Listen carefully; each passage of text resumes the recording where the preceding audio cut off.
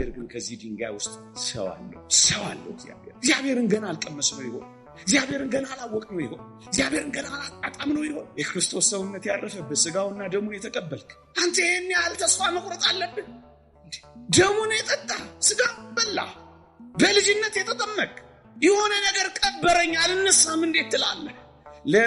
ለምን ጥቂት ጉድፍ ብቻ አይደለም። አንተ እኮ ምናልባት ጥቂት ጉድፍ ነው የሚኖርብህ። በጣም ጥቂት። እስካሁን ሳትጠቅሚ ልትኖር ትችላለሽ። እስካሁን ሳትጠቅም ልትመላለስ ትችላለህ።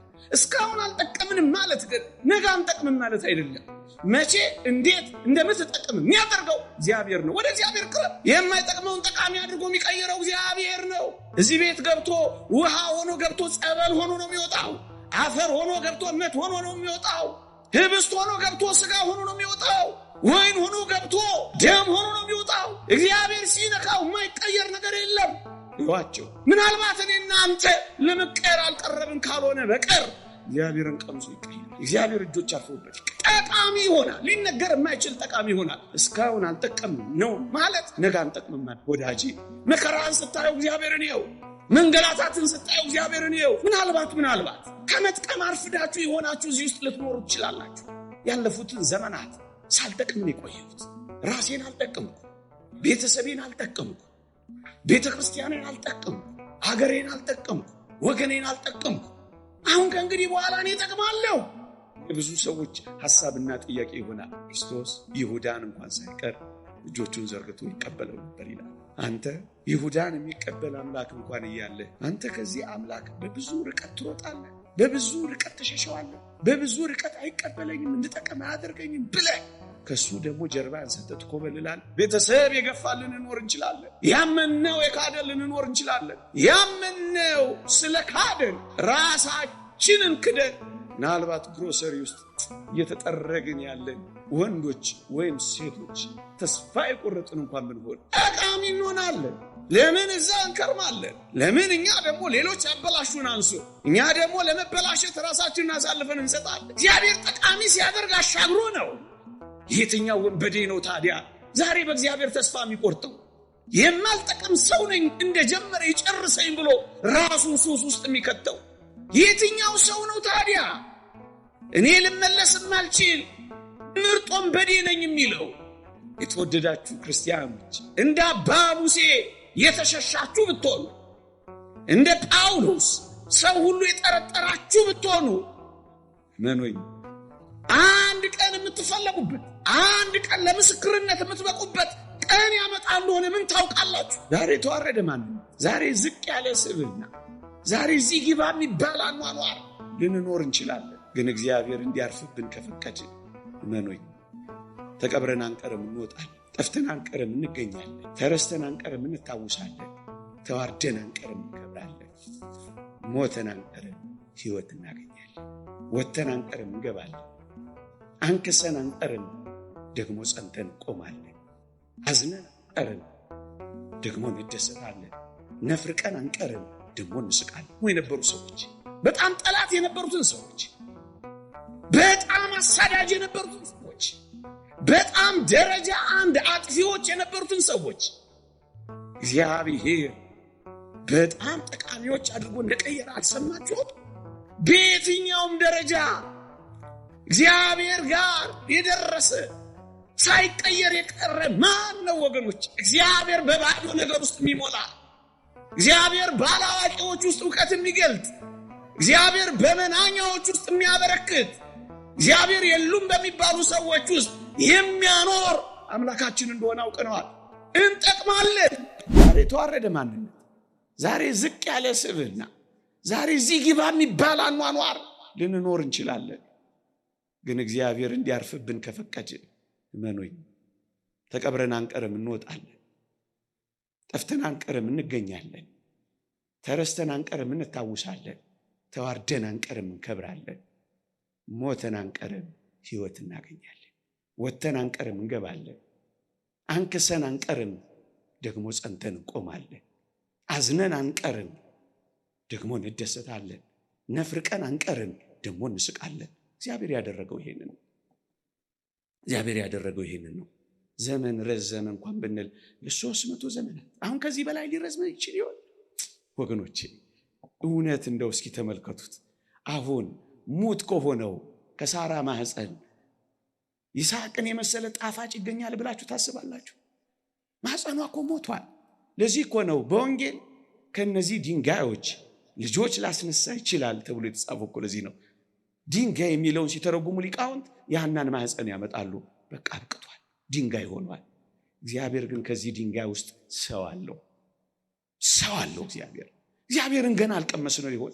እግዚአብሔርን ገና አላወቅ ነው ይሆን? እግዚአብሔርን ገና አላጣጣም ነው ይሆን? እግዚአብሔር በድንጋይ ውስጥ የሚፈልቅ ምንጭ ብቻ አይደለም፣ እግዚአብሔር ሰው አለው። ባበቃ ነገር ውስጥ እግዚአብሔር ሕይወት አለው። እንደሱ ነው ያየነው። እግዚአብሔር በሞተ ነገር ውስጥ ድምፅ አለው። እንደሱ እኮ ነው ያደረገው። እግዚአብሔር በማህፀን ውስጥ ያለውንም በምድር ያለውንም በሰማይ ያለውንም እግዚአብሔር ጠቃሚ ያደርገዋል። የማይጠቅም ምንም ነገር እግዚአብሔር እዚህ ምድር እንኳን ተውት እኔና እናንተ እዚህ ምድር ውስጥ ፈጥሮት የማይጠቅም ነገር አለ? ምንድን ነው የማይጠቅም? እንኳን እኔና እናንተ ጥቃቅን ፍጥረቶች እንኳን ሳይቀር ለጥቅማችን የተፈጠሩም አልነበር? ማን ነው አልጠቅምም ብሎ ደፍሮ ሊናገር የሚችል? ዘመን የረዘመበት ማን ነው? ቀን አለፈብኝ የሚል ማን ነው? ቀን ስላለፈብኝ አልጠቅምም ካለ እሱ በዓለማችን ያለ መድኃኒት ብቻ ነው ኤክስፓየርድ ያደረገው። ይሄ እግዚአብሔር ኤክስፓየርድ ሲያደርግ ምን አይታችሁ ነው በቃ በቃልኝ የምንለው? ለዚህ ነው እግዚአብሔር ጋር ያለ ሁሉ ጊዜ ጣፋጭ። እንዴ እግዚአብሔር ከመራራ ውስጥ የጣፈጠ ነገር ካወጣ ምን እግዚአብሔር ጋር ሆኖ ማንም አይጣፍጣል? ማንም አይጣፍጣል? ማን ያደረ እንደ ወይን የማይወደዳል? እግዚአብሔር ጋር ነው። ለጥቅም አድርጎ ይቀይረዋል። የቱንም ለጥቅም አድርጎ ይቀይረዋል። የተወደዳችሁ ክርስቲያኖች እንደ ዮሴፍ ተረስተንም እስር ቤትም ይሁን እንደ መስቀሉ ተቀብረንም ይሁን እንደ ጳውሎስ ተጠርጥረንም ይሁን አንድ ቀን ግን እግዚአብሔር ሲጎበኝ መጥቀማችን ግን አይቀሬ ነው። የትም ይሁን የት መጥቀማችን ግን አይቀሬ ነው። የተወደዳችሁ ክርስቲያኖች በረሃ ለበረሃ ሲሰደድና ሲንከራተት የነበረው ያ ዳዊት አንድ ቀን ይጠቅማል ተብሎ ይታሰብ ነበር። አቤሴሎምም ሳኦልን ያሳደደው በምድረ በዳ የተንከራተተው አንድ ቀን ወደ ዙፋኑ ይመለሳል ብሎ የሚያስብ ነበር። በእነዚያ ብርቱ የሳኦል ክንዶች በእነዛ እልፍ ጦሮች ውስጥ አልፎ ያ ዳዊት በእውነት የሚጠቅም ሰው ይሆናል ብሎ የሚያስብ ነበር። ማንም ወገኖቼ እንኳን ዳዊትንና መላለሱን ተውት። እነዛ ዳዊት የተሸሸገባቸው ምድረ በዳዎች ጠቃሚ ሆኑ ነበር ብሎ የሚያስባለ። ብዙዎቹን የዳዊት መዝሙራት ተመልከቷቸው። ዳዊት የዘመራቸው በቤተ መንግስት ውስጥ አልነበረም። ዳዊት የዘመረው በምድረ በዳዎች ነበር። በኤዶምያስ ምድረ በዳ የዳዊት መዝሙር ሲል ታገኙታላችሁ። በይሁዳ ምድረ በዳ የዳዊት መዝሙር ሲል ታገኙታላችሁ። በቤተ መንግስት ከዘመረው በላይ እግዚአብሔርን በፍለጋ በምድረ በዳ የዘመረው ይበልጣል። ወገኖቼ ይህ ዓለም በዚህ ዘመን እንደ ምድረ በዳ የሆነብን ብዙዎች አለን። የሚጠጣ ያጣ እንደ ምድረ በዳ የሆነብን አለን። የሚበላ ያጣ እንደ ምድረ በዳ የሆነብን አለን። ማረፊያ ያጣን እንደ ምድረ በዳ የሆነብን አለን። መሰማሪያ ያጣን እንደ ምድረ በዳ የሚሆንብን ያጣን አለን። በእውነት መሸሸጊያ ዋሻ፣ መጠለያ፣ ፍርክታ፣ ማረፊያ ያጣች ነፍስ ትኖራለች። ግን መኖይ እነዛ ምድረ በዳዎች እንደ ዳዊት ላለ እግዚአብሔርን ለምትፈልግ ነፍስ እንደ ቅድስተ ቅዱሳን የማመስገኛ የቅኔ ማህሌት መሆን ትችላለች። የቅኔ ማህሌት አደረጋት። መነኮሳትም መናንያንም ባህታውያንም እንደዚህ ነው ያደረጉት። ተራራውን ሲያዩ ዝም ብለው ተራራውን አይደለም የሚመለከቱት ወገኖቼ፣ አይደለም። በእነዚያ ተራራዎች ውስጥ የእግዚአብሔርን የማሳረፊያ ረጅም እጆች ነው የሚያዩት፣ ተራራውን አይደለም። ምድረ በዳውን ሲያዩ እግዚአብሔርን ነው የሚያዩት። ወዳጄ መከራን ስታዩ እግዚአብሔርን ይው፣ መንገላታትን ስታዩ እግዚአብሔርን ይው።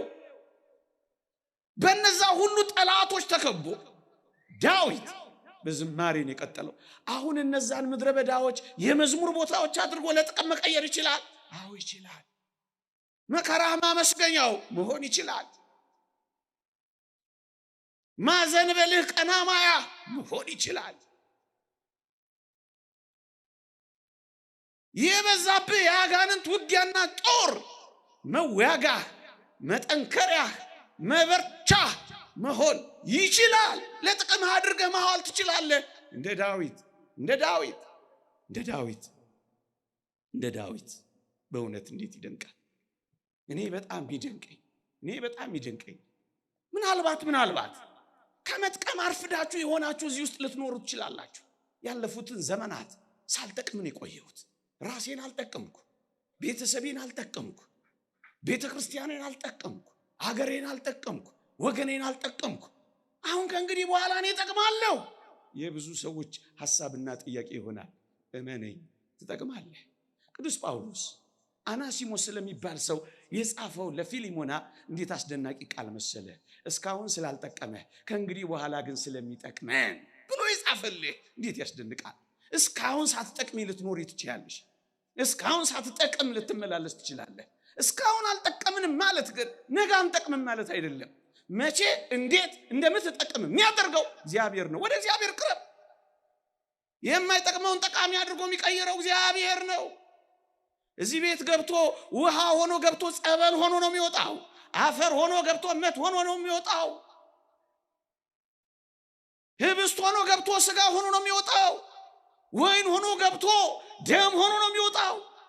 እግዚአብሔር ሲነካው የማይቀየር ነገር የለም። ይዋቸው በሙሉ ምናልባት እኔና አንተ ለመቀየር አልቀረብን ካልሆነ በቀር እግዚአብሔርን ቀምሶ ይቀየራል። እግዚአብሔር እጆች አርፈውበት ይቀየራል። ጠቃሚ ይሆናል። ሊነገር የማይችል ጠቃሚ ይሆናል። እስካሁን አልጠቀም ነው ማለት ነገ አንጠቅምም ማለት አይደለም።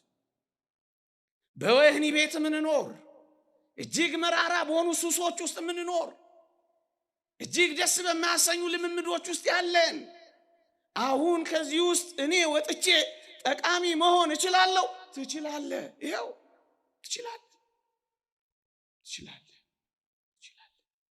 እግዚአብሔር ይችላል።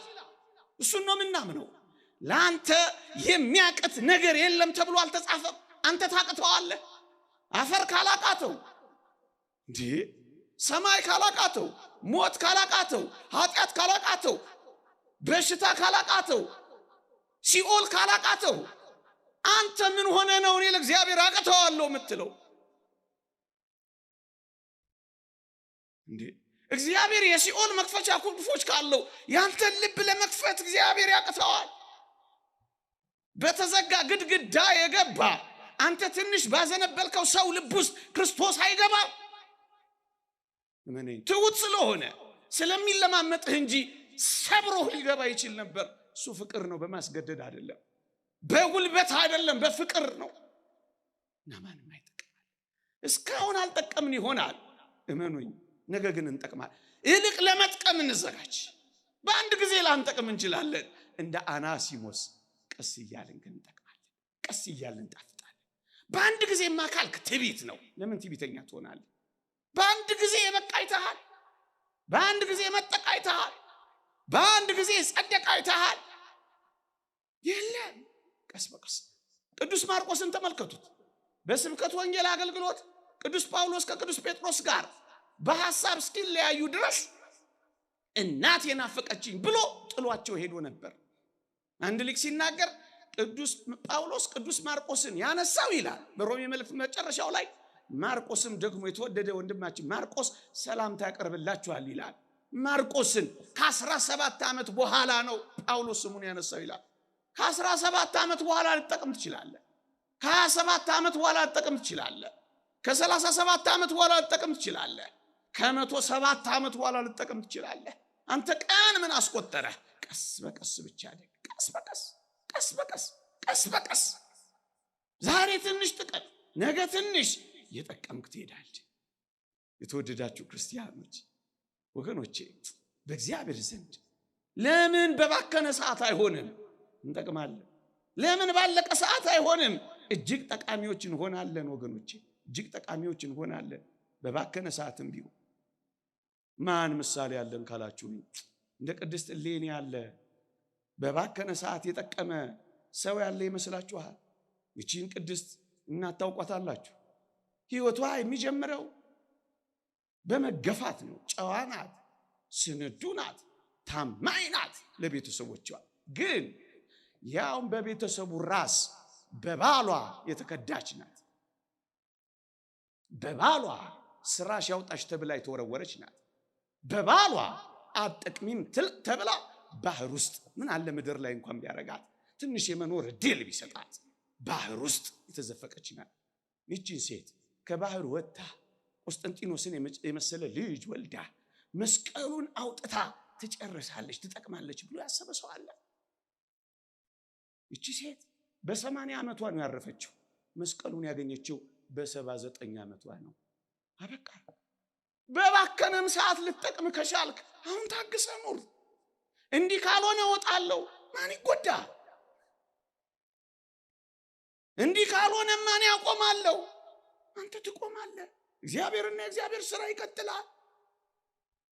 ብናምነው ታመናል፣ ባናምነው የታመነ ሆኖ ይቀጥላል። በ79 ዓመቷ በጣም የምትጠቅም ሴት ሆና በቃች። ወዳጄ የባከነ ሰዓት በሕይወታችን የለም። ለምን 3 ሰዓት አይሆንም? እንደ መስቀል ላይ ለምን 3 ሰዓት? ለምን 1 ደቂቃ አትሆንም? እግዚአብሔርን ብዙ ሰዎች የታረቁት በብዙ ጸሎት መሰለ። እኔን በደለኛውንና ኃጢአተኛውን ማረኝ እያሉ ሰማይን ቀና ብለው ላለማየት ምድርን አቀርቅረው የተመለከቱት በአንዲት አረፍተ ነገር ታርቀዋል። አበቃ።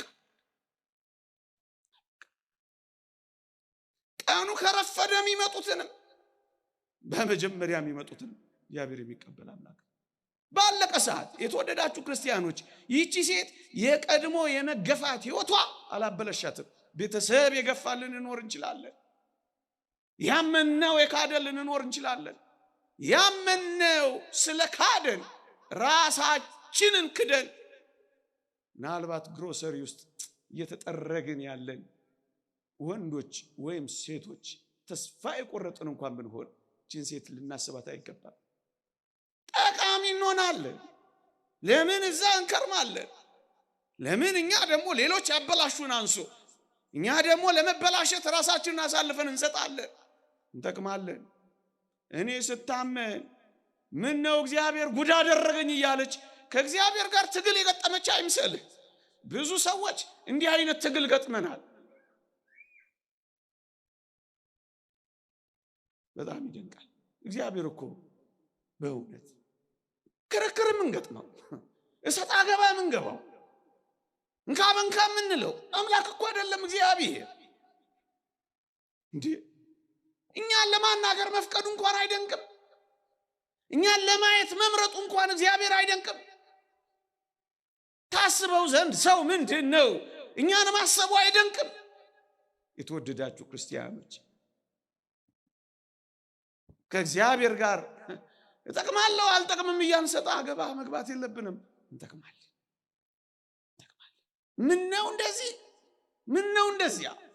እግዚአብሔርን በአንዳንድ ነገሮች የምንሞግተውና ሰጣ አገባ የምንገጥመው እንዴት ሊሆን ይችላል? እግዚአብሔርን ያላውቅ አንተ ብቻ ታውቃለህ። ከኔ የሚጠበቅብኝ ራሴን ብቻ ለአንተ አሳልፌ መስጠት።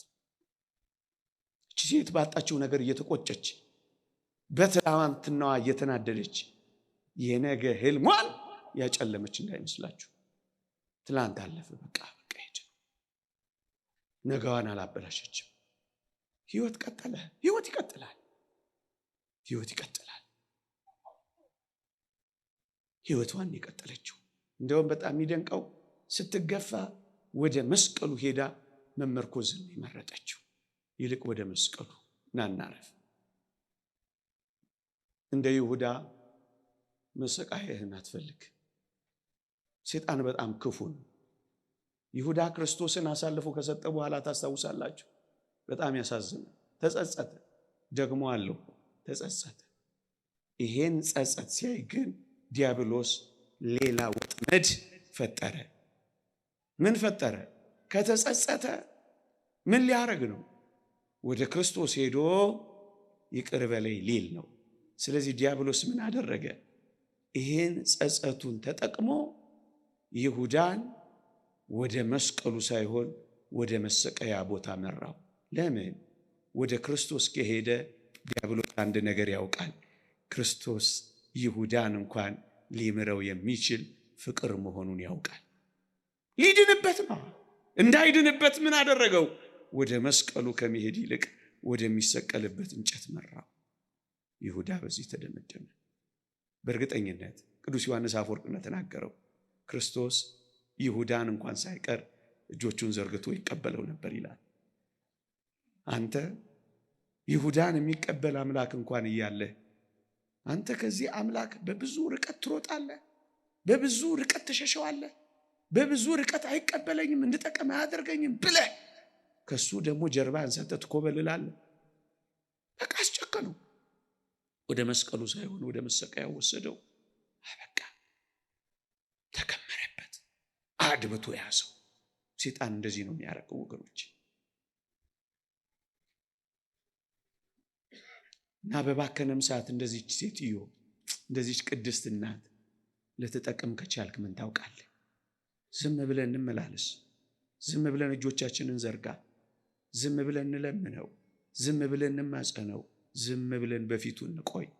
በመጨረሻዋ ሰዓት አስደናቂ ሰዎች እንሆን ዘንድ ለምን እግዚአብሔርን እንጠረጥረዋለን? የተወደዳችሁ ክርስቲያኖች ልድገመው እስኪ። እንደ ዮሴፍ ተረስተ፣ እንደ መስቀሉ ተቀብረ፣ እንደ ጳውሎስ ተጠርጥረ፣ እንደ እሌኒም ተወርውረ፣ እንደ ዳዊትም ተሰደ ይሆናል።